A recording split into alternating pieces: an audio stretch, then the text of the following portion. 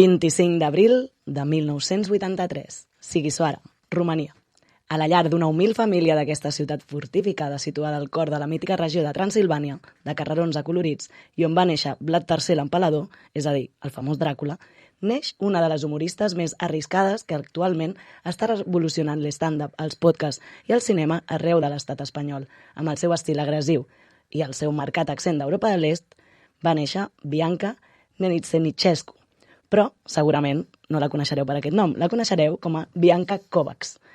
A veure, això d'adoptar el cognom del marit, ja ho vam parlar en el capítol dels Estats Units, a mi em fa posar els pèls a punta. Però també us dic que si jo ja tinc 1000 problemes dient-me Ucendo, vull dir, me l'escriuen de 1000 maneres i em diuen de 1000 maneres, perquè ja sabem que espanyols i catalans som una mica palurdillos amb això dels idiomes i de posar bé les lletres. No diguis això. Dir-te Nenitsenitxescu a Madrid, pues apaga i vámonos. Vull dir, així que mira, Bianca, he estat aprenent romanès per dir-te una cosa.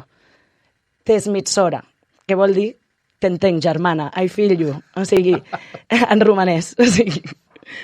Bé, aquesta família estava formada pel pare, meitat rus, meitat romanès, baixet i cabró, com el defineix ella, la mare hongaresa, comprensiva i patidora, i la germana gran, i una Bianca petitona i rosseta amb molt de caràcter decidida. Va passar la seva infància liant-la bastant junt la seva germana gran, que era també ben trapella, i com a dada que no li importa a ningú, doncs tenien un caniche. El seu pare era un senyor rígid, d'aquells que posen moltíssimes normes i que li preguntes el que li pregunti i segur que et diu no, ja de primeres. Aquest bon senyor era entrenador de jiu-jitsu i Shotokan Budokan, que no sé el que és, però sona que et fot una pallissa que no vegis. Però no creieu que això desanimava a la Bianca a fer de les seves. També treballava en un cinema, el pare, no ella, encara no. El pare treballava també en un cinema de la ciutat i sovint portava la Bianca a veure pel·lícules i li deia, t'està agradant la peli? I ella responia, no, jo prefereixo estar dins de la pantalla. A l'altre costat. Això ho tenia ben clar i a por ello iba. Cap a l'any 1999 a Catalunya plorava amb la mort d'en Carles Sabater i la Bianca es tornava boja per un morenàs del seu barri. Ella tenia 16 anys i va començar a sortir amb el Daniel Kovacs, l'amor de la seva vida. Corria el 2002, la Bianca tenia 18 anys i estava estudiant turisme, semblava que tot anava pel camí que vol el senyor, no? Però ella, inconformista i rebel, va demanar permís als seus pares per marxar cap a Espanya, juntament amb en Dani, per complir els seus somnis de treballar per al cinema i la televisió. Però no la van deixar. I què va fer ella? Felip, què creus que va fer ella?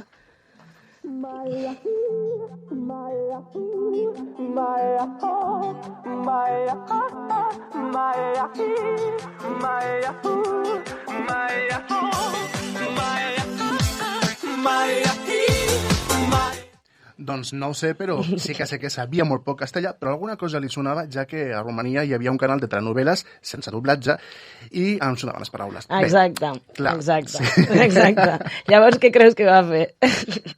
Doncs no sé, què va fer? Com n'han dit ells, que sabien molts idiomes per això. Ja.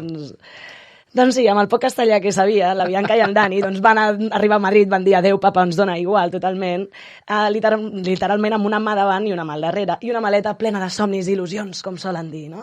Tant era així que van viure al carrer durant 3 setmanes i mitja, a plena Porta del Sol, és a dir, sí, o sigui, increïble. Tot i que ella sempre diu que això del carrer va ser rebel·lia seva i sabia que si tornava a casa estava castigada per tota la vida, ja podeu imaginar amb el pare tan rígid, i la relació es va trencar totalment amb el seu pare durant anys. Però que sí que tenia casa a Romania, o sigui, no era una persona sense sostre realment, que va ser decisió pròpia, i a mi em sembla molt honest, sincerament, que reconegui doncs, que és diferent a qui viu al carrer anys i anys sense recursos a ella, que en si va ser una decisió malgrat tot el que deu comportar viure al carrer, no? En una entrevista diu que durant aquelles setmanes a la Porta del Sol va desenvolupar un gran esperit de supervivència i viure al carrer li feia tenir moltíssima son. O sigui, és el que més recorda, i tenia molta son. Clar, suposo que deus estar alerta, no? Constantment, no? Al final. Sí, s'estava ensorrant, però que tenia molta esperança. Estava molt esperança i molt enamorada. Doncs per menjar, molts cops havien de robar. O sigui, així, és el que hi ha. Però robar amb consciència de classe. O sigui, és a dir, a grans superfícies, a grans supermercats. No es roba en general, però no es roba al barri. ¿Vale? Si podeu no robar al barri i robar al Corte Inglés, Míriam, a veure, no robeu què estàs fent? Bueno, Sentirem la violència? No. Ella es fa sovint les seves lleis i diu que el menjar ha de ser per tothom, que robar és robar un bolso i no una barra de pa. I què voleu que us digui? Voto perquè aquesta llei sigui real. Bianca, presidenta.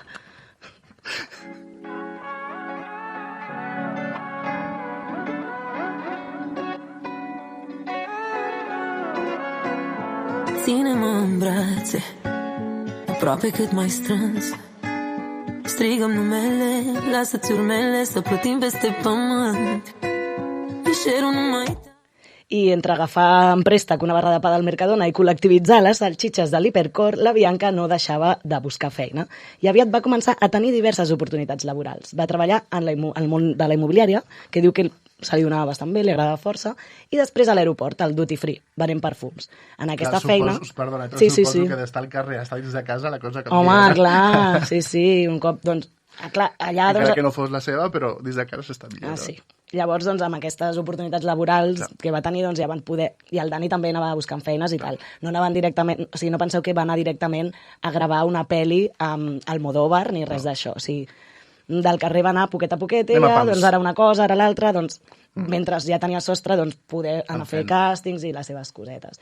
Ella diu que el tema del duty free, que si algun cop ha de tornar, que cap problema, que ella s'ho passava molt bé, la tractaven bé, li pagaven bé, i sempre li han dit això, que pot tornar quan vulgui. Inclús havia pensat en fer unes oposicions. O sigui, aquesta dona, en tot terreno, s'arremanga i ara et faig unes opos, per què no? Clar que sí. Ara et soc actriu, ara et venc un perfum. El que sigui. Però ella tenia clar que volia dedicar-se a la interpretació. I un cop amb els papers ja arreglats, el que dèiem, el sostre, etc., va començar també a formar-se com a actriu. I va entrar en aquesta magnífica roda del món dels càstings, no? En alguns, inclús anava amb la seva parella, en Dani, que a part de ser boxejador, és actor especialista, d'aquests que fan les piruetes i els dobles de Tom Cruise i tota aquesta gent. Sí. Bueno, de Tom Cruise no crec que hagi fet de doble, però ja m'ho he entès. Bueno. Res, cap a l'any 2007-2008 tornen a Romania per celebrar el seu casament, aquest amor incondicional. Molt bé. Però ho van fer a l'estil romanès, amb els coloms, allò, saps, amb l'església ortodoxa, tot això, no? Ja que era un desig de la seva mare. I clar, després d'haver-li fet passar tan malament aquella adolescència tan rebel que va tenir, doncs pobra mare, no? O sigui, algun desig li havien de donar, perquè va estar a punt de trucar a l'hermano mayor aquell.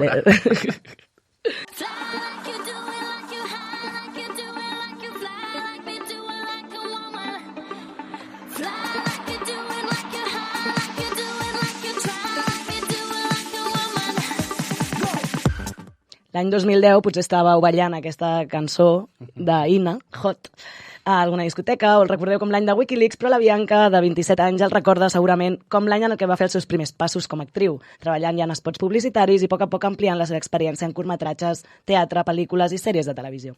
Però no només estava convertint en una actriu peculiar, sinó que també, gairebé sense saber-ho, s'estava llaurant una carrera en el món de la comèdia. Ella no es considerava graciosa, tot i que la gent reia quan ella només estava contestant a les preguntes de manera seriosa, tal qual era ella.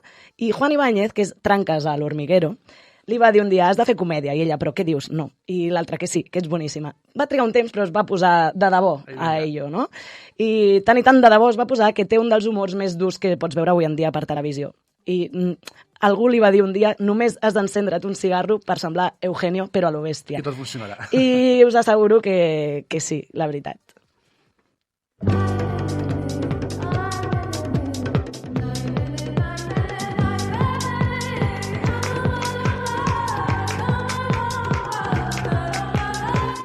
Ha format part del repartiment de grans produccions com Aida, Cuéntame cómo pasó, La que se avecina, Acacias 38 o fins i tot l'any 2020 a l'exitosa sèrie d'Àlex i la Iglesia 30 monedes, que si no l'heu vist pues, us la recomano ja des d'aquí. Amb qui també ha treballat al cinema, amb Àlex i la Iglesia. A la temporada 2020-2021 es va estrenar com a presentadora de les nits del Club de la Comèdia de Madrid, va estar com 2-3 anys allà. A finals del 22, junt amb la còmica Carmen Romero, van crear Odio a la gente. És un podcast on es mostren el camí de l'odi, ensenyant-nos les curiositats menys conegudes de diferents països. És a dir, seria com el nostre programa, seria el viatge a l'altre, però per odiar a la gent, no com nosaltres que intentem que estimin països, no. Elles el que intenten és que odien a la gent, però no pels motius típics i els prejudicis, no pels tòpics de sempre, sinó per coses més concretes de cada país. En aquest programa, tot i ser d'humor, no veuràs cap somriure. La Bianca sempre explica que se sent més còmoda sent ella. Podria ser còmica parlant de debò, i la gent reia, com dèiem, no calia forçar. Totalment. Doncs ella a lo suyo. Venga. La seva faceta de monologuista la va iniciar amb molt bones crítiques participant en shows de stand-up comedy, Bianca i en Botella o el Club de los Tarados, que era un espectacle de monòlegs adaptat a persones amb discapacitat audiovisual i auditiva. O sigui, em sembla superxula aquesta proposta. El 23 estava en cartellera amb el seu monòleg Una romana muy legal i el seu èxit la va portar a convertir-se en una de les monologuistes més especialitzades en stand-up, amb un humor d'aquells que ballen al límit de lo legal, gairebé, amb un estil molt agressiu, però res gratuït, des d'una intel·ligència crua i arriscada que t'atrapa, en la que es veu el rerefons de crítica social. Ella sempre inicia els seus shows ficant-se canya a ella mateixa, als romanesos, al seu marit, a tothom, inclús al seu pare, amb qui actualment té molt bona relació.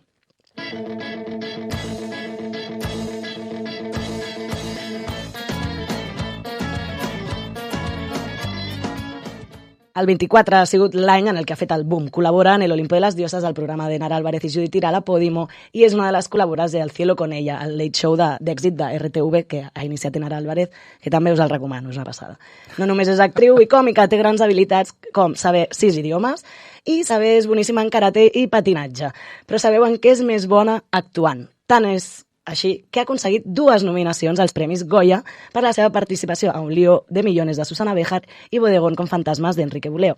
Si els membres de l'Acadèmia de Cinema no tenen clar si donar-li algun Goya a la Bianca, el pròxim 8 de febrer del 2025, al Palau d'Exposicions de Granada, des d'aquí imploro que a qui li correspongui, si us plau, que li dongueu als 2 cabezones, por favor, a aquesta actriu romanesa. Primer de tot, per veure plorar els feixistes i xenòfobs. Segon, perquè seria la primera sense sostre en guanyar aquest guardó tan important. I per acabar, perquè no ens podem perdre el discurs d'aquesta dona en aquesta gala. Si us plau, només per escoltar el seu discurs valdrà la pena. Així que experts, crítics de cinema, no sé qui donen aquests premis, però com a mínim un. Doneu-li un a la Bianca Kovacs, si us plau. Més que res també perquè s'ho mereix, no? Després de tot el que ha passat. Home, en una vida... I que les rebels també es mereixen aquests premis, sisplau. Per què dius això, Míriam? No sé, perquè tampoc cal anar sempre així damunt amb un somriure. Ella és una gran actriu i una gran còmica, així que, senyor Goya, no sé qui és, però doneu-li els premis.